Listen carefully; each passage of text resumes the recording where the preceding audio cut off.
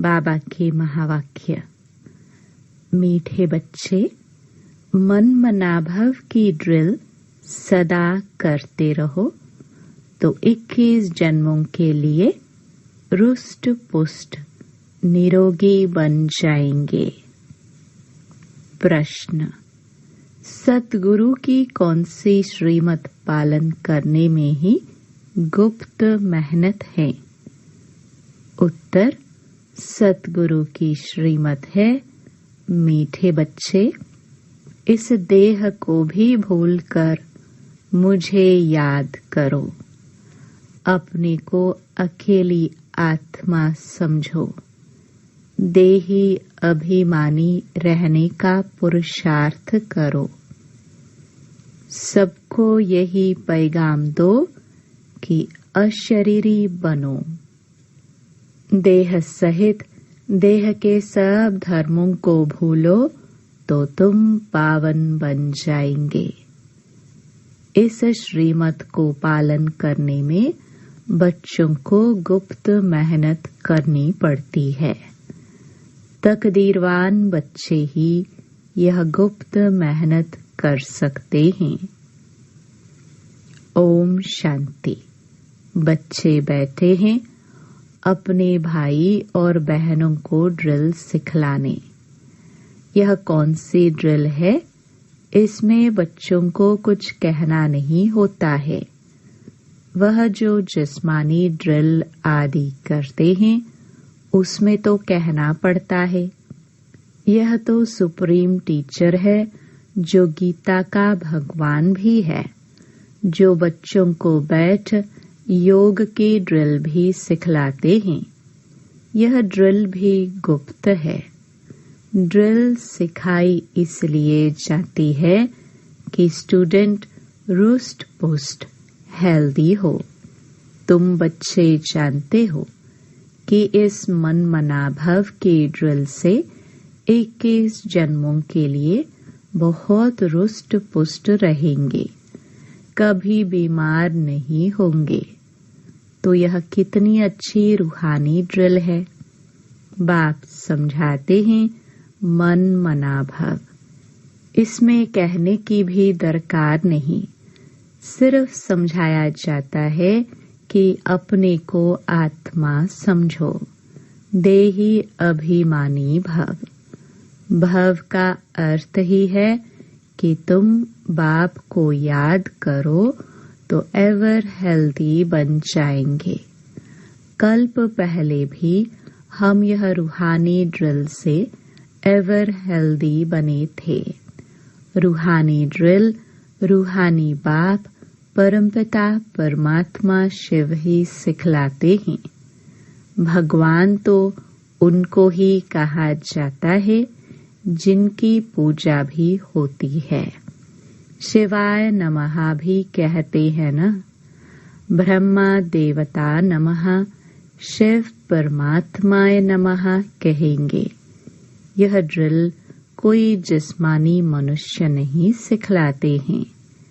ऐसे नहीं कि तुमको यह ड्रिल ब्रह्मा ने सिखाई है। नहीं, भल ब्रह्मा कुमार कुमारिया कहलाते हो, परंतु चिट्ठी पर भी लिखते हो शिव बाबा केयर ऑफ ब्रह्मा। वह तो गुप्त हो गया, लेकिन मनुष्यों को कैसे पता पड़े? ब्रह्मा तो प्रजापिता है, तो सारी दुनिया उनके बच्चे हैं। प्रजापिता है ना। ड्रिल सिखलाने वाला तो निराकार बाप है। वह गुप्त है। गुप्त होने के कारण मनुष्यों को समझने में भी डिफिकल्टी होती है। ब्रह्मा को तो भगवान नहीं कहा जाता। यहाँ नाम ही दिखाते हैं ब्रह्मा कुमार कुमारियाँ, अर्थात ब्रह्मा की संतान। जब कोई आता है तो उनको समझाना है कि यह नई दुनिया रचने वाला ब्रह्मा नहीं है, लेकिन निराकार बाप है, जो ब्रह्मा द्वारा रचना रचते हैं। पारलौकिक परमपिता परमात्मा ब्रह्मा द्वारा रचते हैं, गोया सुप्रीम सोल की रचना हुई। तुम पत्र के ऊपर लिखते हो शिव बाबा केयर ऑफ ब्रह्मा, तो यह भी याद करने की युक्ति है। शिव बाबा सिखलाते हैं ब्रह्मा द्वारा, बस सिर्फ कहते हैं मन मना भव, और कोई तकलीफ नहीं दी जाती। सिर्फ कहा जाता है कि तुम अपनी उन्नति चाहते हो और सचखंड का मालिक बनने चाहते हो, तो सचखंड स्थापन करने वाला तो एक ही सत्य बाप है, उसे याद करो। बेहद का बाप ही आकर बच्चों को कहते हैं कि मुझे याद करो, तो पापों से मुक्त होंगे।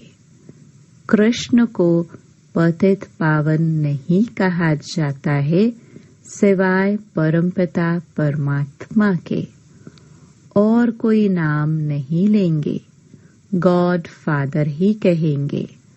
सब उनको फादर कहते हैं, फिर उनको सर्वव्यापी कैसे कह सकते? कहते हैं वह आते हैं लिबरेट करने के लिए। यह मनुष्य नहीं जानते, तो कल्प की आयु ही उल्टी लिख दी है। अब बच्चों को यह ड्रिल करनी है। ज्ञान तो मिला हुआ है, जब बैठते हो तो अपने को देही समझकर बाप को याद करो, तो विकर्म विनाश होंगे। टीचर सामने बैठता है गद्दी पर तो शोभता है। कायदा है कि ड्रिल कराने के लिए टीचर जरूर चाहिए। कोई बड़ा टीचर तो कोई छोटा टीचर होता है।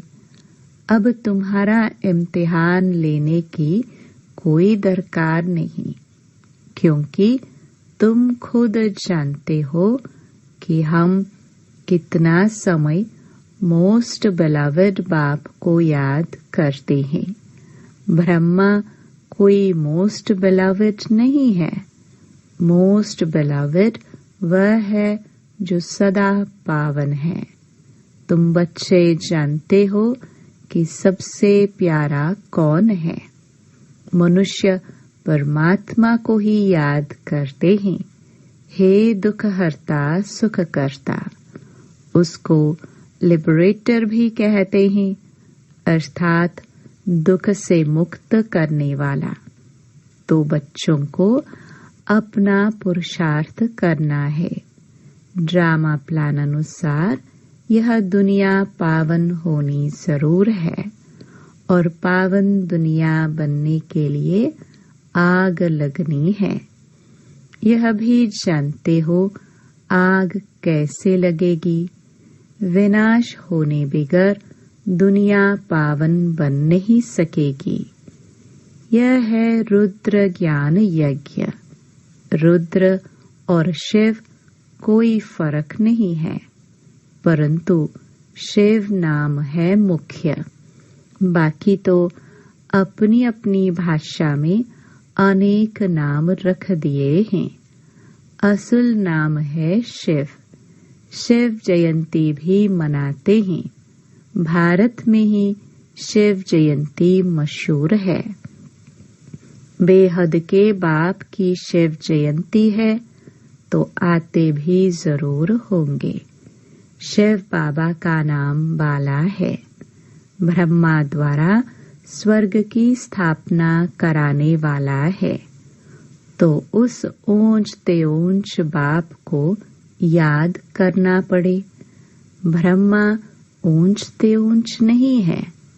वास्तव में ब्रह्मा ऊंच से ऊंच बनते हैं, फिर नीचे भी उतरते हैं। तुम भी के भी नीचे थे, अब ऊंच बन रहे हो। एकदम ऊंच बाप के घर चले जाएंगे। तुम इस समय त्रिकालदर्शी बन रहे हो।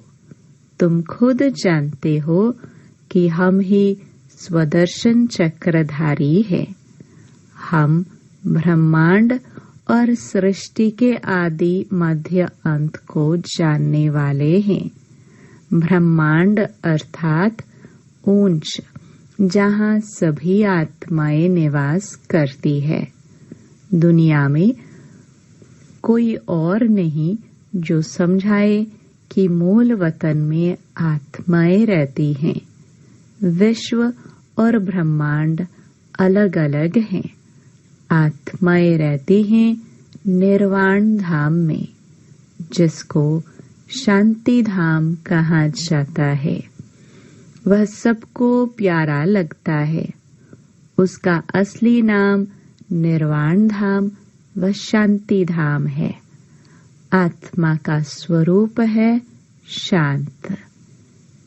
एक शांति धाम फिर है मूवी धाम और यह है टॉकी धाम। मूवी धाम में जास्ती रहने का नहीं है। शांति धाम में तो बहुतों को रहना होता है और कोई स्थान नहीं है। आत्मा जब बाप को और घर को याद करती है तो ऊपर में याद करती है। बीच के धाम को तो तुम्हारे सिवाय और कोई नहीं जानते हैं। मनुष्यों को तो इतना ज्ञान है नहीं। सिर्फ कहते हैं ब्रह्मा विष्णु शंकर सूक्ष्म वतन में रहते हैं। बाकी उन्हों के ऑक्यूपेशन का पता नहीं है। 84 जन्म लेते हैं। ब्रह्मा सो विष्णु, विष्णु सो ब्रह्मा है। यह है लीप युग। यह थोड़े ही समय का है। जैसे पुरुषोत्तम मास कहा जाता है।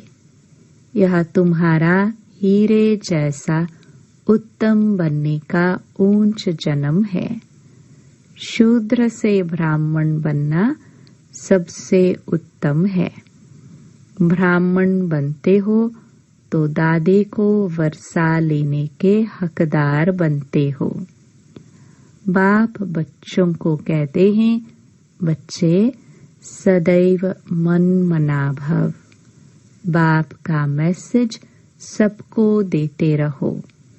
बाप को कहाँ ही जाता है मैसेंजर, और कोई भी मैसेंजर अथवा पैगंबर नहीं है।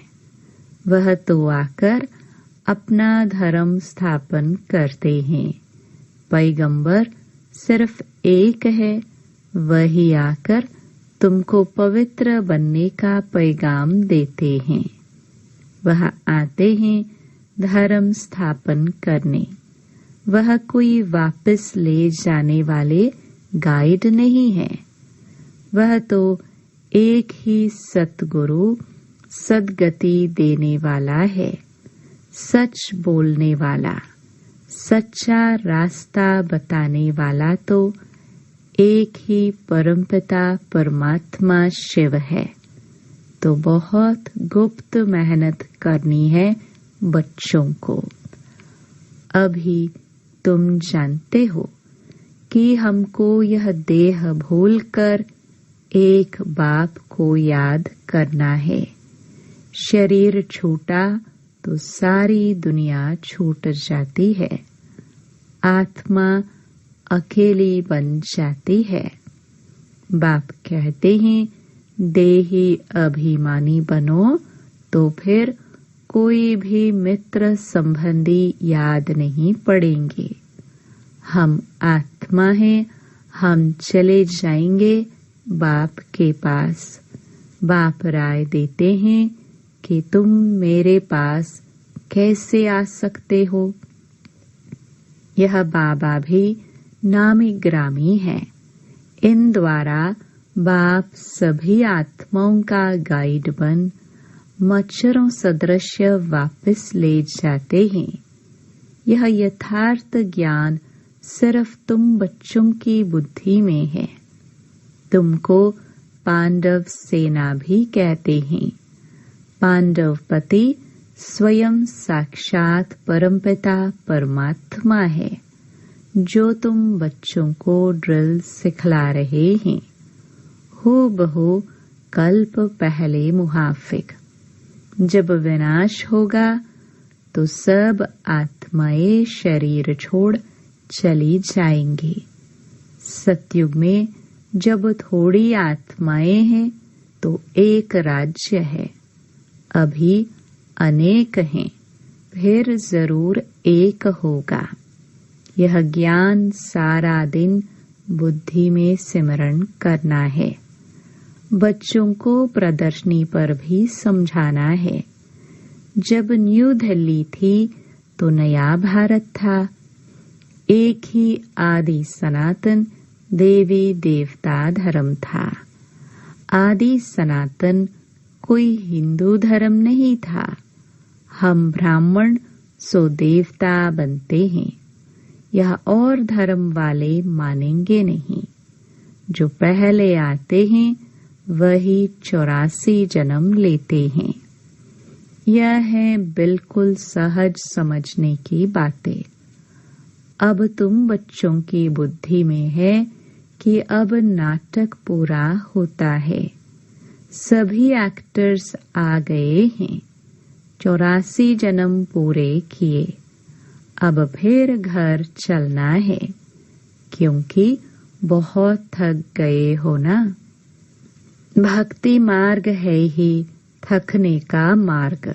बाप कहते हैं, अब मेरे को याद करो और उनको भी पैगाम दो कि देह सहित देह के सब धर्म छोड़ अपने को आत्मा समझ बाप को याद करो। अशरीरी बनो तो पावन बन जाएंगे, क्योंकि अब वापस घर चलना है। मौत सामने खड़ा है। यहाँ भी बच्चे बाप के पास सम्मुख रिफ्रेश होने आते हैं।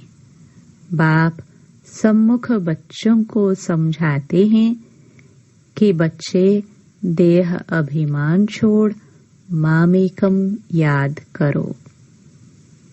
यह पुरानी दुनिया अब खत्म होनी है।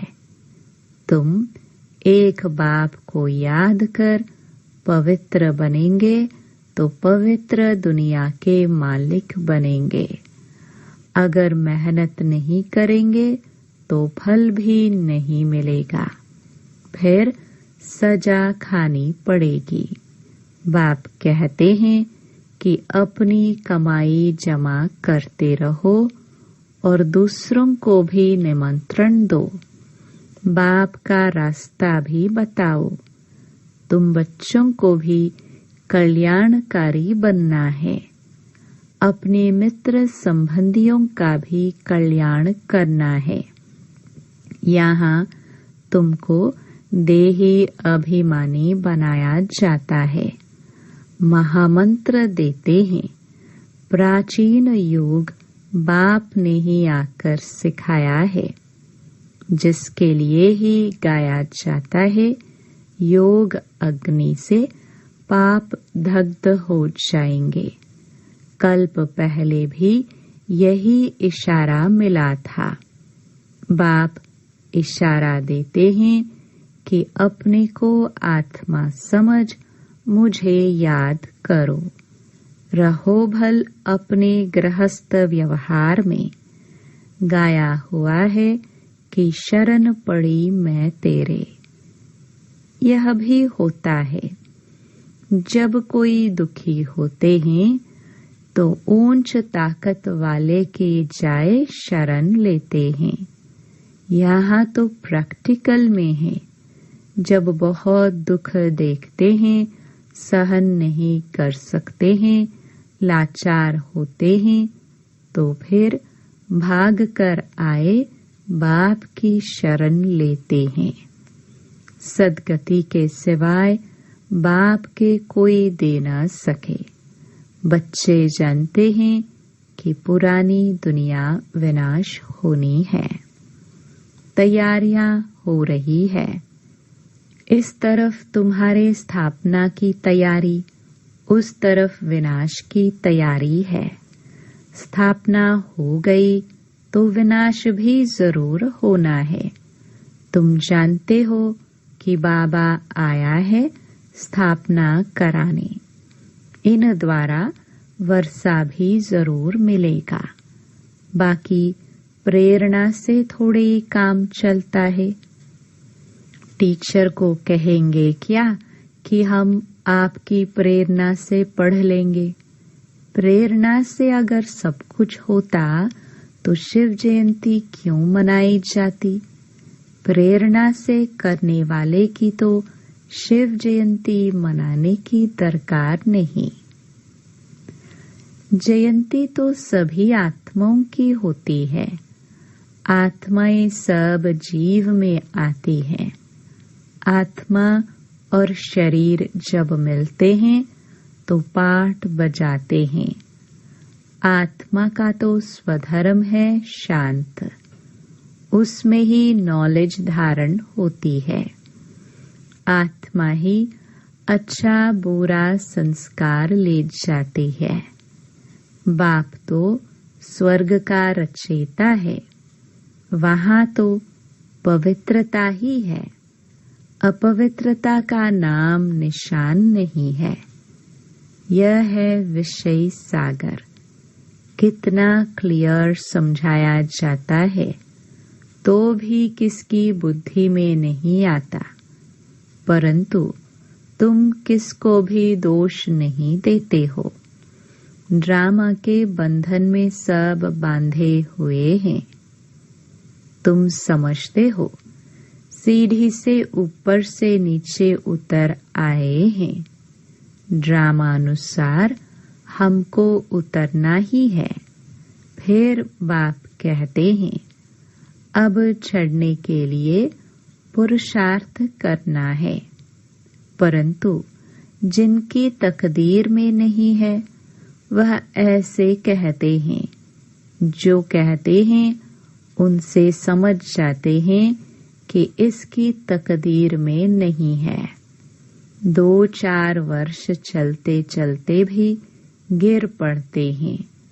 महसूस भी करते हैं कि हमने बड़ी भूल की है, बड़ी चोट खाई। यह भी आधा कल्प की बीमारी है, कम नहीं है। आधा कल्प के रोगी हैं। भोगी बनने से रोगी बन जाते हैं तो बाप आकर पुरुषार्थ करवाते हैं। कृष्ण को योगेश्वर कहते हैं। इस समय तुम सच्चे सच्चे योगी हो। योगेश्वर तुमको योग सिखलाते हैं। तुम ज्ञान ज्ञानेश्वर भी हो, फिर बनेंगे राज राजेश्वर। ज्ञान से तुम धनवान बनते हो। योग से निरोगी एवर हेल्दी बनते हो। आधा कल्प के लिए तुम्हारे सब दुख दूर हो जाते हैं। तो इसके लिए कितना पुरुषार्थ करना चाहिए। अच्छा, मीठे मीठे सिखिलदे बच्चों प्रति मात पिता बाप दादा का याद प्यार और गुड मॉर्निंग। रूहानी बाप की रूहानी बच्चों को नमस्ते। धारणा के लिए मुख्य सार।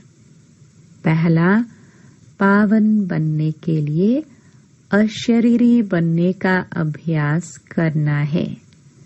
सबको पैगाम देना है कि एक बाप को याद करो। देह सहित सब कुछ भूल जाओ। दूसरा, योगेश्वर बाप से योग सीखकर सच्चा सच्चा योगी बनना है। ज्ञान से धनवान और योग से निरोगी एवर हेल्दी बनना है। वरदान। कल्याण की वृत्ति और शुभ चिंतक भाव द्वारा विश्व कल्याण के निमित्त बनने वाले तीव्र पुरुषार्थी भव। तीव्र पुरुषार्थी वह है जो सभी के प्रति कल्याण की वृत्ति और शुभ चिंतक भाव रखे। भल कोई बार बार गिराने की कोशिश करे, मन को डगमग करे, विघ्न रूप बने, फिर भी आपका उसके प्रति सदा शुभ चिंतक का अडोल भाव हो। बात के कारण भाव न बदले।